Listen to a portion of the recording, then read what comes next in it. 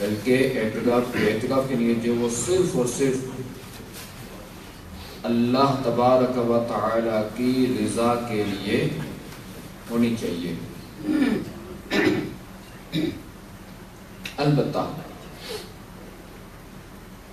اگر کھانا وغیرہ کھانا ہے، اب یہ ہے کہ مسجد میں جیسے کوئی داخل ہوا تو اب یہ ہے کہ اعتکاف کی نیت کر لے، اور اس کے بعد جو ہے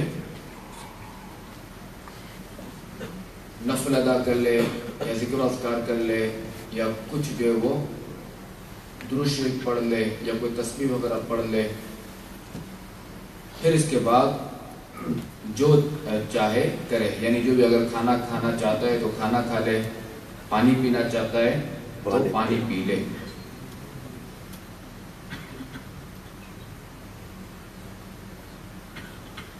صلو علی الحبیب صلی اللہ تعالی علی محمد وعلی آلہ وصحبہ وبارک وسلم۔ صلاۃ و سلاما علیک یا سیدی یا سیدی یا سیدی یا مکی یا مدنی یا عربی یا قرشی یا ہاشمی یا مطلبی یا رسول اللہ۔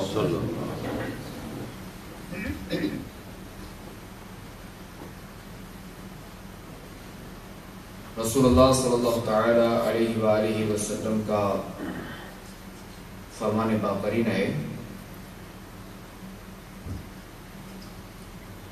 اسمع صلاة اہل محبتی واعرفهم وتعرض علی صلاة غیرهم عرضا،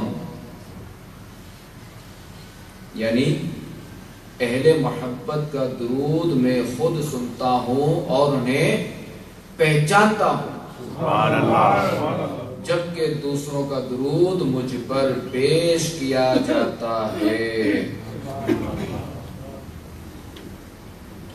تو میرے میٹھے میٹھے اور مدنی چینل کے ناظرین، ہمارے آقا صلی اللہ تعالی علیہ وآلہ وسلم کی قوت سماعت اور علم غیب کی شان کے کیا کہنے کہ دنیا کے کونے کونے سے اگر کوئی درود شریف پڑھے تو آپ علیہ الصلوۃ والسلام اس کا درود پاک پڑھنا، جو محبت سے پڑھے تو اس کا درود پاک پڑھنا خود سنتے ہیں اور انہیں پہچانتے بھی ہیں۔ اور ہمارے آقا علیہ الصلوۃ والسلام کے مبارک کانوں کی شان عالی بیان کرتے ہوئے خود اللہ تبارک و تعالی ارشاد فرماتا ہے، انی ارا ما لا ترون انی ارا ما لا ترون واسمع ما لا تسمعون۔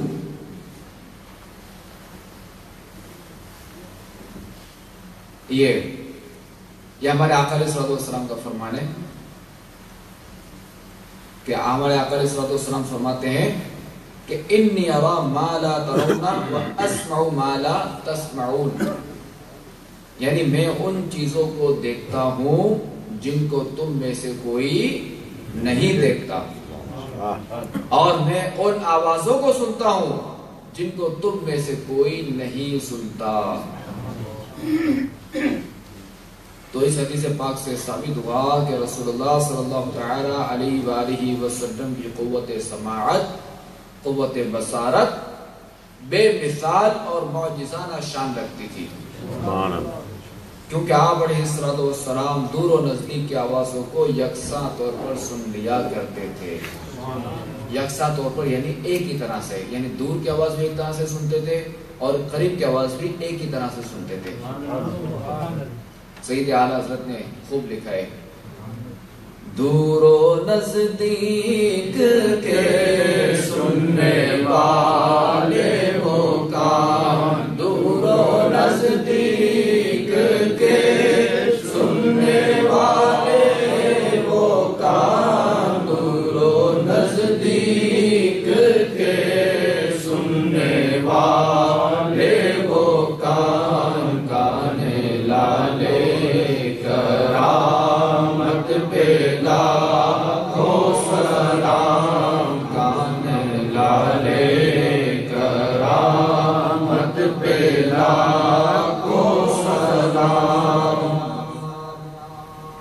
صلو علی الحبیب صلی اللہ علی محمد وعلی آلہ وصحبہ وبارک وسلم صلاۃ و سلاما علیک یا سیدی یا سیدی یا مکی یا مدنی یا عربی یا قرشی یا ہاشمی یا مطلبی یا رسول اللہ۔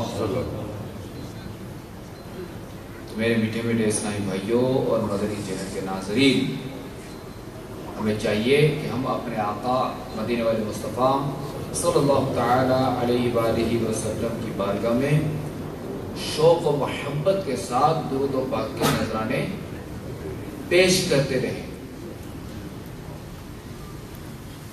کم از کم جو ہے وہ روزانہ 313 مرتبہ، کہ جب بدر میں جو مسلمان تھے ان کی طاقت کے مطابق تو ہمیں درود پاک ضرور پڑھ لینا چاہیے 313 مرتبہ، کہ 300 کے عدد کو جو ہے وہ علماء نے کثرت کا عدد شمار فرمایا ہے، یعنی جو بھی کوئی 300 بار درود شریف پڑھے گا تو اس کو وہ فضائل حاصل ہوں گے، اس کو وہ فوائد حاصل ہوں گے جو کثرت سے درود پاک پڑھنے والوں کے بارے میں وارد ہوئے ہیں۔ تو 313 بار پڑھیں گے تو وہ اپنے نسبت یاد آ جائے گی جنگ بدر والی۔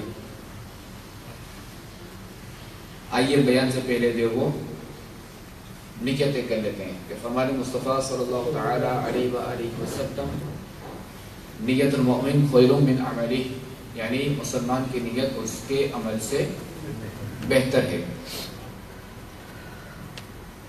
اور یہ بھی عرض کرتا چلوں کہ کسی بھی عمل میں جتنی نیتیں زیادہ ہوں گی اتنا ثواب بھی زیادہ ہوگا۔ تو نیت کیجئے کہ انشاءاللہ عز و جل نگاہ نیچی کے خوب کان لگا کر بیان سنوں گا، ٹیک لگا کر بیٹھنے کے بجائے علم دین کے تعظیم کی خاطر جہاں تک ہو سکا 2 سنوں بیٹھوں گا، اور تھکنے کی صورت میں جو وہ نارمل۔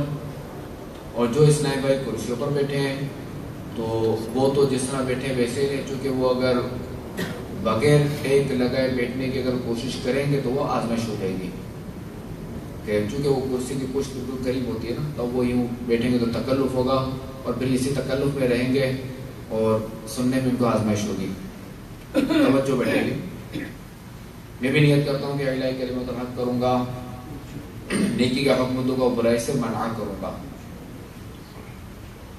صلو علی الحبیب صلی اللہ علیہ وسلم صلاۃ و سلاما علیک یا سیدی یا سیدی یا مکی یا مدنی یا عربی یا قرشی یا ہاشمی یا مطلبی یا رسول اللہ صلی اللہ علیہ وسلم۔ میرے میٹھے میٹھے اسلامی بھائیوں اور مدنی چینل کے ناظرین، یہ کون سا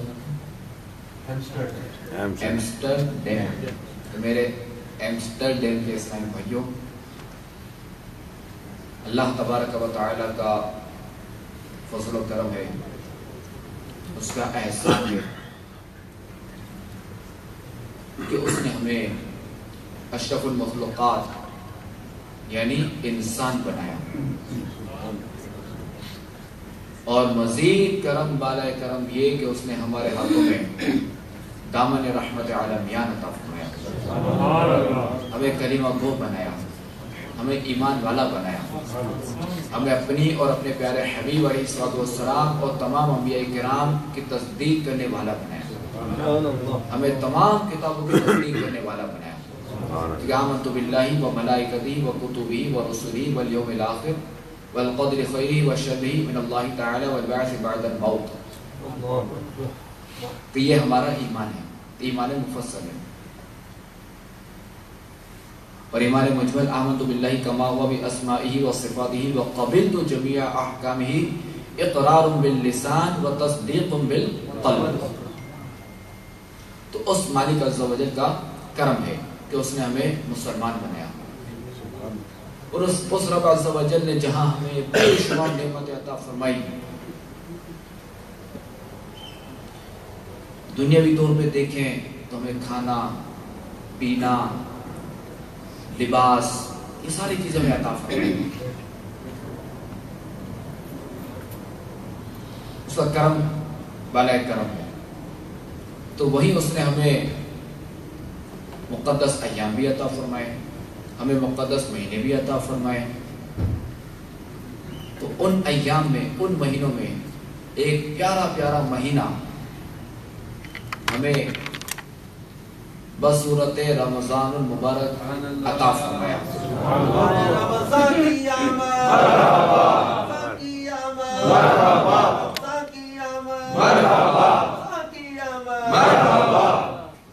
اور اس ماہ مبارک کے فیضان کے کیا کہنے کہ اس کی تو ہر گھڑی رحمت بھری ہے،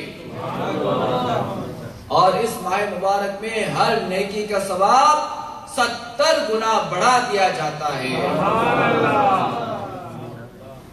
اور اس ماہ مبارک میں نفل کا ثواب فرض کے برابر کر دیا جاتا ہے، اور فرض کا ثواب 70 گنا کر دیا جاتا ہے. اور عرش اٹھانے والے فرشتے روزہ داروں کی دعا پر آمین کہتے ہیں. اور ہمارے آقا علیہ الصلوۃ والسلام کے فرمان کے مطابق رمضان کے روزے دار کے لیے مچھلیاں افطار تک دعائے مغفرت کرتی رہتی ہیں. صلو علی الحبیب صلی اللہ تعالی علی محمد وعلی آلہ وصحبہ وبارک وسلم. تو اس رب عز و جل کا، اس مالک کا جتنا شکر ادا کیا جائے وہ کم ہے. اور یہ جو ماہ رمضان ہے کہ پورے 30 دن یا 29 دن پورا ماہ یہ صرف امت محمدی کو ملے. ہمارے آقا علیہ الصلوۃ والسلام کے توفیل، ان کی رحمت. سبحان اللہ. اور اس میں جو روزہ رکھا جاتا ہے اس کے بھی بے شمار فضائل ہیں کہ ہمارے آقا علیہ الصلوۃ والسلام کا فرمان علی شان ہے کہ روزہ جو ہے وہ عبادت کا دروازہ ہے. کیسی عبادت ہے کہ یہ عبادت کا دروازہ ہے.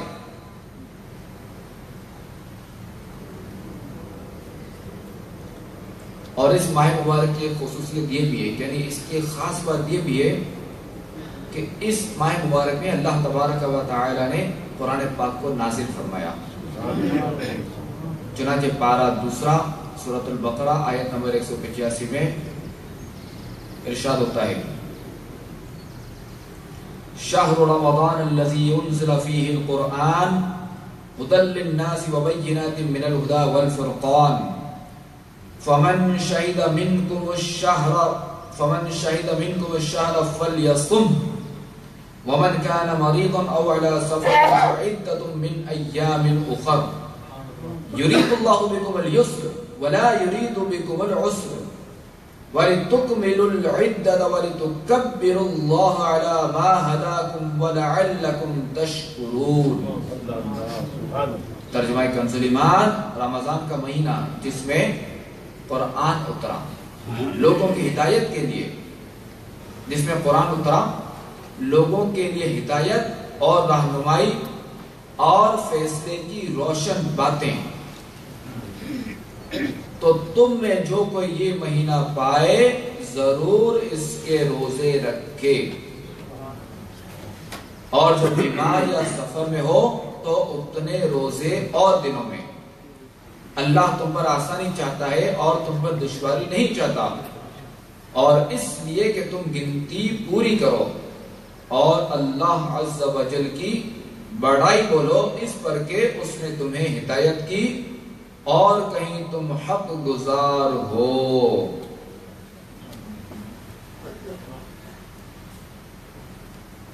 سبحان اللہ. اس ماہ مبارک کی کیا شان ہے. حضرت سیدنا ابو سعید خدری رضی اللہ تعالی عنہ سے روایت ہے کہ رسول اللہ صلی اللہ تعالی علیہ وآلہ وسلم کا فرمان رحمت نشان ہے: جب ماہ رمضان کی پہلی رات آتی ہے تو آسمانوں کے دروازے کھول دیے جاتے ہیں اور آخری رات تک بند نہیں ہوتے. جو کوئی بندہ اس ماہ مبارک کی کسی بھی رات میں نماز پڑھتا ہے تو اللہ عز و جل اس کے ہر سجدے کے عوض یعنی بدلے میں اس کے لیے 1500 نیکیاں لکھتا ہے، اور اس کے لیے جنت میں سرخ یاقوت کا گھر بناتا ہے. بس جو کوئی ماہ رمضان کا پہلا روزہ رکھتا ہے تو اس کے سابقہ گناہ معاف کر دیے جاتے ہیں، اور اس کے لیے صبح سے شام تک 70,000 فرشتے دعائے مغفرت کرتے رہتے ہیں۔ رات اور دن میں جب بھی وہ سجدہ کرتا ہے، اس کے ہر سجدے کے بدلے اسے جنت میں ایک ایک ایسا درخت عطا کیا جاتا ہے کہ اس کے سائے میں گھوڑے سوار 500 برس تک چلتا رہے۔ صلو علی الحبیب صلی اللہ تعالی علی محمد وعلی آلہ وصحبہ وبارک وسلم صلاۃ و سلاما علیک یا رسول اللہ۔ حضرت سیدنا جابر بن عبداللہ رضی اللہ تعالی عنہ سے روایت ہے کہ رسول اللہ صلی اللہ تعالی علیہ وآلہ وسلم کا فرمان ہے، میری امت کو ماہ رمضان میں 5 چیزیں ایسی عطا کی گئیں جو مجھ سے پہلے کسی نبی کو نہ ملی۔ جب رمضان کی پہلی رات ہوتی ہے تو اللہ تبارک و تعالی ان کی طرف رحمت کی نظر فرماتا ہے، اور جس کی طرف اللہ تعالی نظر رحمت فرمائے اسے کبھی بھی عذاب نہ دے گا۔ شام کے وقت ان کے منہ کی بو جو بھوک کی وجہ سے ہوتی ہے، اللہ تعالیٰ کے نزدیک مشک کی خوشبو سے بھی بہتر ہے۔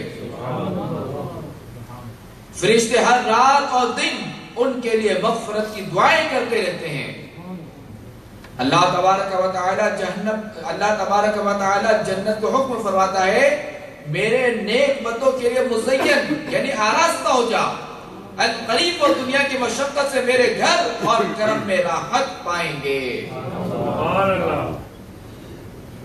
اور جب ماہ رمضان کی آخری رات آتی ہے تو اللہ تعالی سب کی مغفرت فرما دیتا ہے۔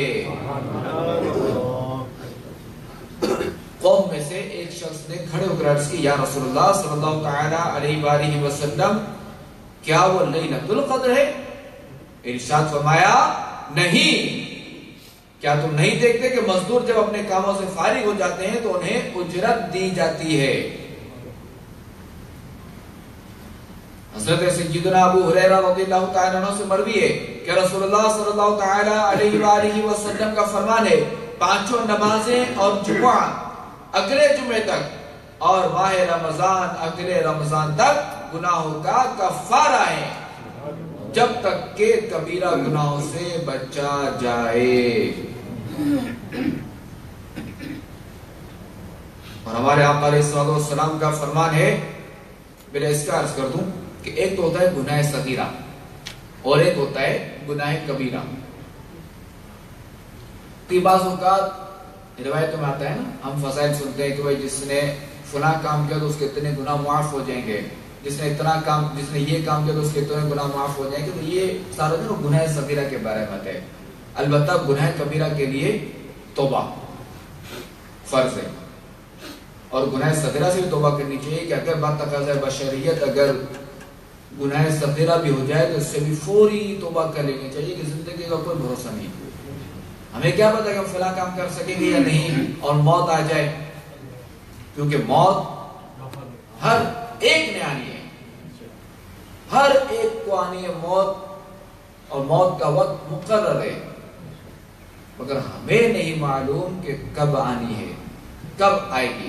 ہم نہیں جانتے کہ یہاں سے ہم نکل پائیں گے یا نہیں، ہم نہیں جانتے کہ اپنے گھروں کو پہنچ پائیں گے یا نہیں، ہم یہ بھی نہیں جانتے کہ اگلا سانس ہم لے سکیں گے یا نہیں۔ بس جس کا دانا پانی پورا ہوا، جس کے سانس پورے ہوئے، اب موت ہے، اب بس ختم، جو اس کے مقدر میں جتنا تھا وہ رہا۔ آپ نے اسپتالوں میں دیکھا ہوگا کہ بعض اوقات جو ہے نا وہ ڈرپ لگی ہوتی ہے، اب جب بندہ ایکسپائر ہوتا ہے اسے ڈرپ روک دی جاتی ہے، لیکن اس کے جسم میں اس پانی کے اتنے قطرے جانے تھے، بس اب ختم، جتنے قطرے لکھے ہوئے تھے وہ چلے گئے، اب ختم۔ تو موت تو آنی ہے۔ اللہ تبارک و تعالی ہمیں مرنے سے پہلے موت کی تیاری کرنے کی توفیق عطا فرمائے، اللہ ہمارا ایمان سلامت رکھے، اللہ تعالی ہمارا خاتمہ بالخیر فرمائے۔ اللہم بلغنا رمضان بصحت و عافیہ کہ اللہ تبارک و تعالی ہمیں رمضان سے ملائے صحت اور عافیت کے ساتھ. بلکہ رجب شریف میں اور شعبان میں تو ہمارے آقا علیہ الصلوۃ والسلام اس طرح دعا مانگتے تھے، اللہم بارک لنا فی رجب و شعبان وبلغنا رمضان. یعنی اے اللہ عز و جل رجب اور شعبان میں ہمارے لیے برکت فرما اور ہمیں رمضان تک پہنچا. تو اچھا اب یہ بھی ہے کہ جو شخص کسی کو ہم جنازہ دیتے ہیں نا، اب اگر اس میں کندھے پر اٹھا کے میت کو جس نے کندھا دیا اور 40 قدم چلا، 10 قدم رائٹ لیفٹ، 10 پیچھے کے اور 10 پیچھے کے لیفٹ رائٹ، تو اس کے وجہ سے 40 کبیرہ گناہ معاف ہوتے ہیں. میت کو دیکھیں کندھا دینے کی کتنی فضیلت ہے.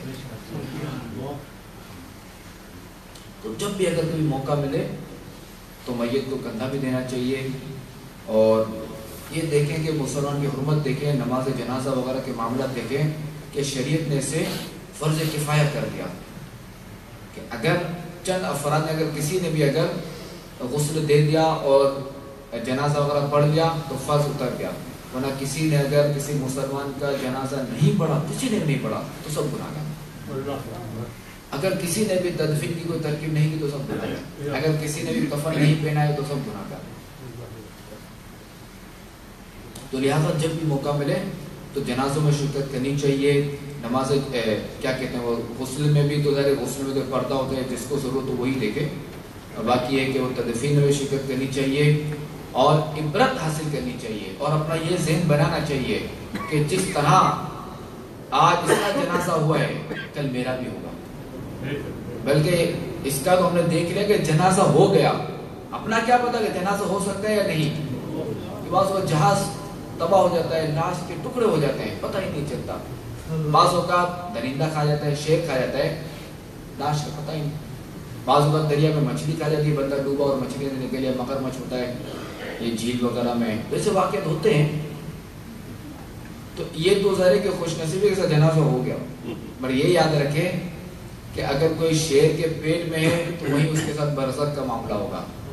اگر کوئی مچھلی کے پیٹ میں ہے تو اس کے ساتھ برزخ کا معاملہ، جو سوال جوابات ہیں نکیرین والے، وہ وہیں ہوں گے اور وہیں عذاب اور جزا کا سلسلہ ہوگا. اللہ تعالیٰ قادر مطلق ہے.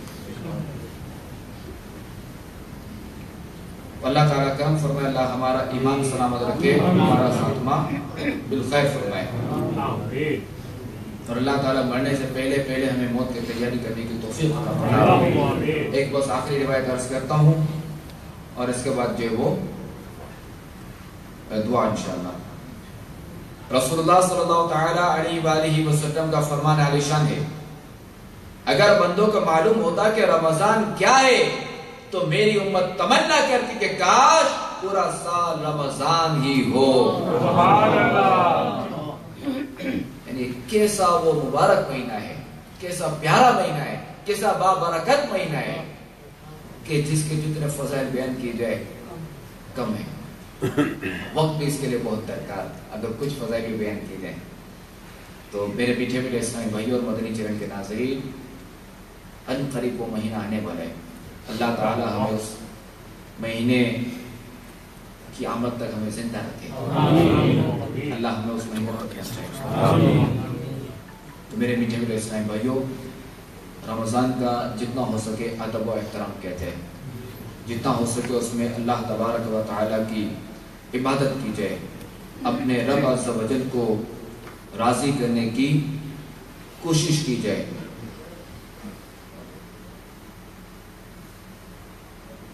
اور یہ یاد رہے کہ جہاں رمضان کے اتنے فضائل ہیں تو وہیں اگر کوئی شخص اس ماہ مبارک کی اگر بے حرمتی کرتا ہے، اس ماہ مبارک کے ادب و احترام سے اگر وہ قاصر رہتا ہے تو ظاہر ہے کہ اس کے لیے نقصان بھی ہے.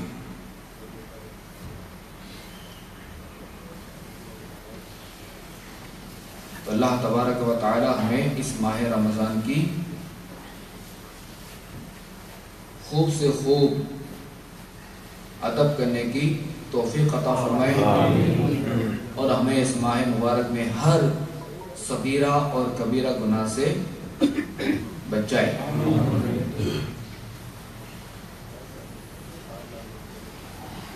سیدتنا ام ہانی رضی اللہ تعالی عنہ سے روایت ہے کہ رسول اللہ صلی اللہ تعالی علیہ وآلہ وسلم کا فرمان برد نشان ہے، میری امت ذلیل و رسوا نہ ہوگی جب تک وہ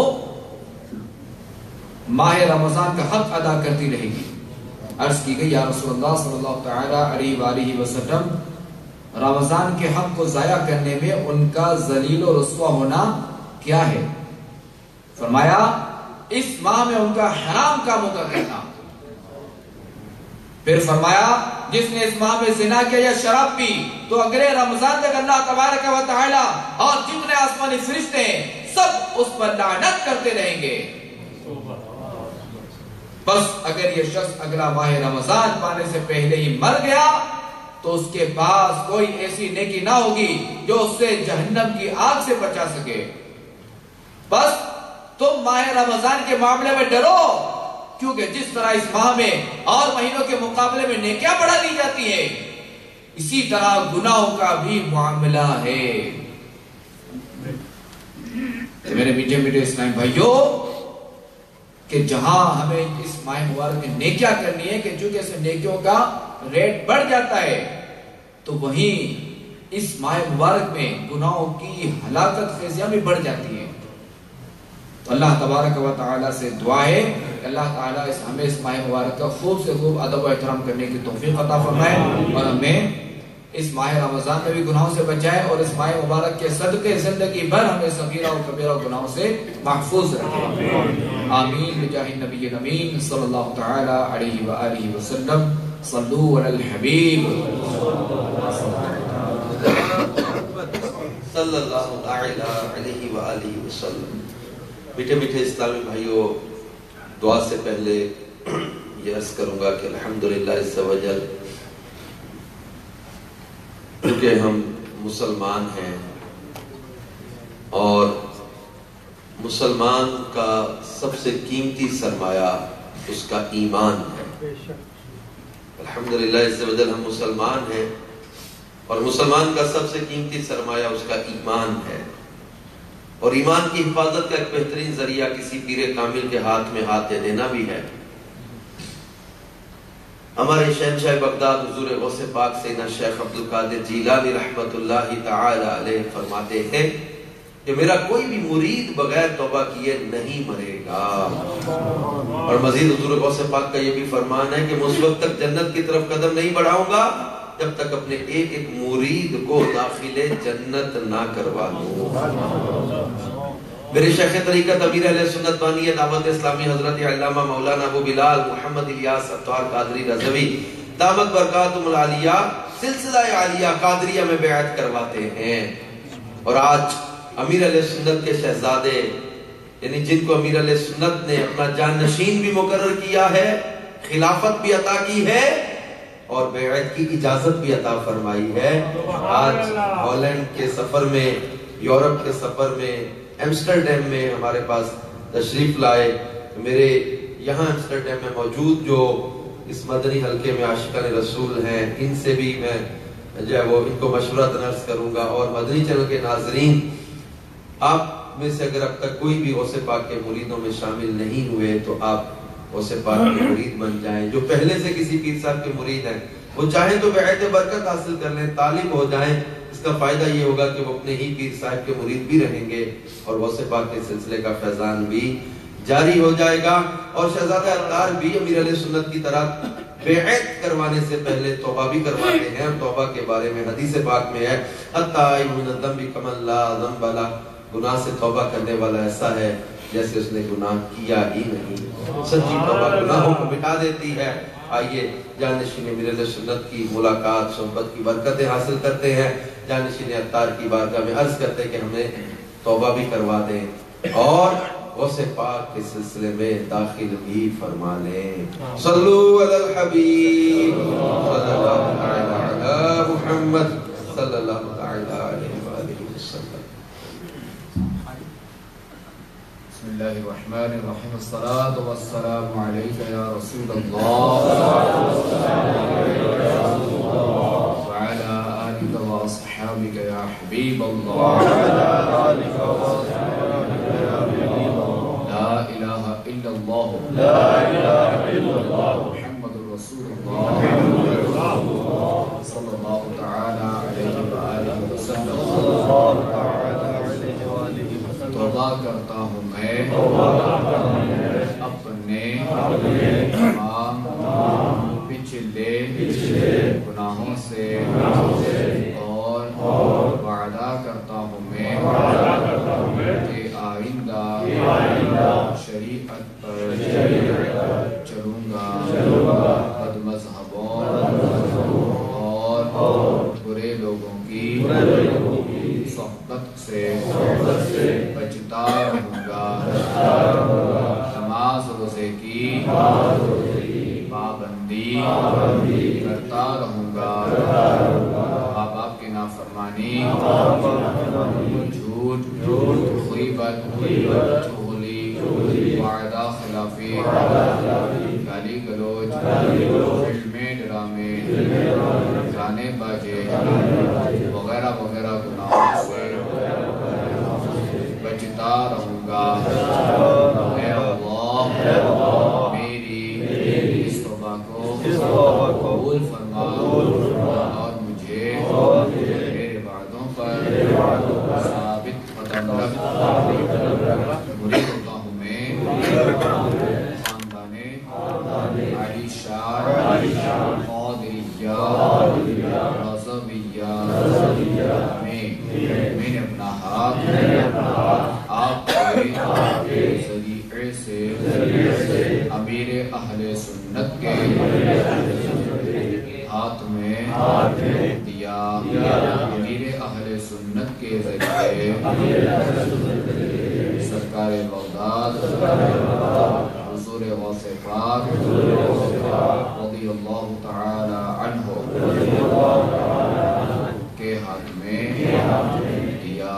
اے اللہ مجھے جناب غوث اعظم کے مریدوں میں قبول فرما اور کل قیامت میں غوث پاک کے غلاموں میں الصلاة والسلام علیک یا نبی اللہ وعلی آلک واصحابک یا رسول اللہ۔ الحمدللہ فیضان غوث و رضا سے ہم عطاری بھی ہو گئے۔ اللہ تعالیٰ اس سلسلے کی برکتیں بھی عطا فرمائے۔ جانشین بریل سنت سے عرض ہے کہ ہم یہاں جو جمع ہیں امسٹرڈیم میں اللہ تعالیٰ سے دعا کرتے ہیں اللہ تعالیٰ ہم سب کی حاجتوں پر رحمت کی نظر بھی فرما دیں اور ہمیں اللہ تعالیٰ دنیا کی گندی محبتوں سے بچا لیں۔ میں مشورتاً یہ بھی عرض کروں گا میرے یہاں کے عاشقان رسول سے کہ اپنی زکوٰۃ، اپنے صدقات دعوت اسلامی کو دیں۔ دعوت اسلامی تبلیغ قرآن و سنت میں مصروف ہے، دنیا بھر میں اس کا مدنی کام ہے۔ عاشقان رسول کی یہ مدنی تحریک دعوت اسلامی جس کے تحت کم و بیش 104 شعبہ جات میں مدنی کام ہو رہا ہے۔ مدرسۃ المدینہ کی تعمیر اور مدرسۃ المدینہ میں حفظ و ناظرہ قرآن پاک کی تعلیم، 1,28,000 سے زیادہ طلبہ و طالبات اس وقت ہمارے پاس مدرسۃ المدینہ میں تعلیم حاصل کر رہے ہیں، حفظ و ناظرہ قرآن پاک کی مفت تعلیم۔ اسی طرح 40,000 سے زیادہ طلبہ و طالبات درس نظامی عالم اور عالمہ کورس کی تعلیم حاصل کر رہے ہیں۔ سینکڑوں مساجد کی تعمیرات کا کام ہے، دنیا بھر میں مدنی مراکز کی خریداری اور ان کو چلانے کا کام ہے، مدنی چینل اتنا بڑا شعبہ ہے۔ پھر دعوت اسلامی کے تحت الحمدللہ عز و جل جب وہ مساجد کی تعمیرات کا سلسلہ الگ سے جاری ہے، تو میری تمام عاشقان رسول سے گزارش ہے کہ اپنی زکوٰۃ، اپنے صدقات، اپنے مدنی عطیات دعوت اسلامی کو دیا کریں تاکہ خوب نیکی کی دعوت بھی عام ہو۔ جانشین عطار کی بارگاہ میں عرض ہے کہ ہم سب کے لیے دعا فرما دیں اور ہمارے ہالینڈ میں بھی مدنی کاموں میں ترقی ہو، اس کے لیے بھی، اور کئی بیماری، پریشانی، قرضہ، جھگڑا، تنگی، تکلیف، کاغذات کے مسائل، کئی قسم کی پریشانیاں ہیں، اللہ سے دعا کرتے ہیں اللہ سب کی پریشانیاں الحمد لله رب العالمين والصلاة والسلام على سيد الأنبياء والمرسلين جزا الله عنا سيدنا ومولانا محمدا ما هو أهله. اللهم ربنا آتنا في الدنيا حسنة وفي الآخرة حسنة وقنا عذاب النار. اللهم ربنا زدنا علما وألحقنا بالصالحين. اللهم ارزقني شهادة في سبيلك واجعل موتي في بلد حبيبك صلی اللہ تعالی علیہ وسلم. اے مالک مولا عز و جل ہمارے یہاں جمع ہونا کی بارگاہ میں قبول فرما. اے مالک مولا عز و جل ہمیں نیکی کرنے نیکی کی دعوت دلائے. برائیوں سے بچنے دوسروں کو بچانے کی توفیق عطا فرما. اے اللہ ہمارا ظاہر و باطن اچھا کر دے. اے اللہ ہمیں لمحہ بھر بھی جہنم میں داخل نہ فرمانا. اے اللہ ہمارا ایمان سلامت رکھ. ہمارا خاتمہ بالخیر فرما. اے اللہ ہمیں مدینہ منورہ میں جلوہ محبوب شہادت عطا فرما. جنت البقیع میں دفن عطا فرما اور جنت الفردوس میں اپنے پیارے محبوب صلی اللہ تعالی علیہ وآلہ وسلم کا پڑوس نصیب فرما. اے مالک مولا عز و جل پریشان لوگوں کی پریشانی دور فرما. بیماروں کو شفا عطا فرما. اپنے رستوں کو فراخ دستی عطا فرما. بے روزگاروں کو رزق حلال و آسانی عطا فرما. بے اولادوں کو نیک و صالح اولاد بخشا. جو نافرمان اولاد کی وجہ سے بیزار ہیں ان کی اولاد کو تابع فرمان بنا. کہتے رہتے ہیں دعا کے واسطے بندے تیرے کرتے پوری آرزو بے کسو مجبور کی. ان اللہ و ملائکتہ یصلون علی النبی یا ایھا الذین آمنوا صلوا علیہ وسلموا تسلیما.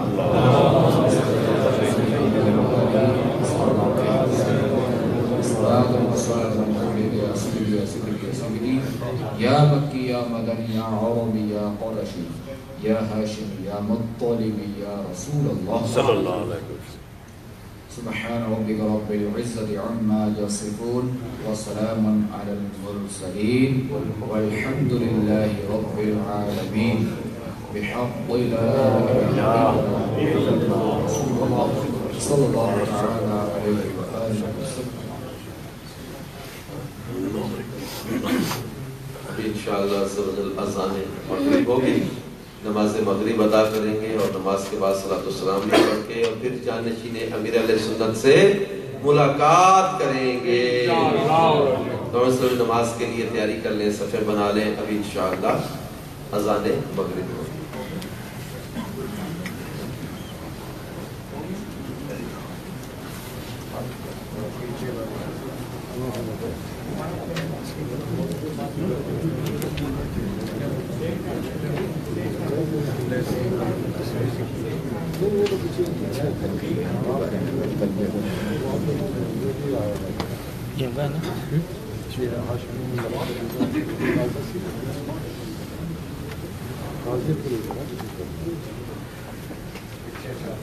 Thank you.